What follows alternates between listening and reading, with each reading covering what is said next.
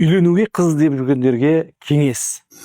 Лұқман Хаким өзінің ұлына өсиет еткен кезде: "Я ұлым, Аллаға иман келтіріп, салихалы бір дос тапқаннан кейін ең үлкен табатын нығметің ол салихалы жар табуың" деген екен.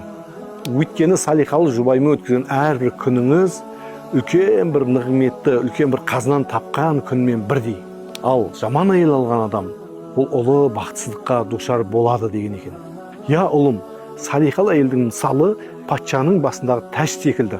Салихалы әйел құны ешкімге беймәлім маржан мен асыл тас секілді. Ал жаман әйелдің мысалы бөгетті бұзып өткен арынды өзен сияқты. Ол соңына жетпейінше тоқтамайды, қалағанына жетпейінше сабасына түспейді. Я ұлым, мен одан сақтандыру үшін жаман әйелдің сипатын айтып берейін.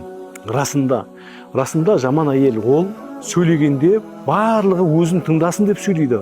Жүргенде асықсыз және сабырсыз болады. Отырғанда бір нәрсені аңдып отырғандай күй кешеді. Ал ашуланғанда тістерін ақситып жыртқышқа ұқсап кетеді. Күйеу келгенде оған разы еместігін көрсетеді. Ал күйеу кетсе артынан қарғап сілейді. Кез келген жамандық азаяды, ал жаман әйелдің жамандығы азаймайды.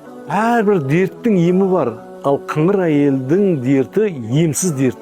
Оның мысалы кәрі адамның мойнындағы отын байламы сияқты. Жүк үстінде жүк, оны тастап та жібере алмайды, көтеріп те жүре алмайды. Я ұлым, арыстан мен жолбарыспен бірге болу ондай әйелмен бірге өмір сүруден жеңілірек. Ол өзі зұлым бола тұра жылайды, әділетсіздік жасайды және тек наданның сөзімен сөйлейді. Әрине ондай қыздар жоқтың қасы, бірақ сақтану одан да жақсы.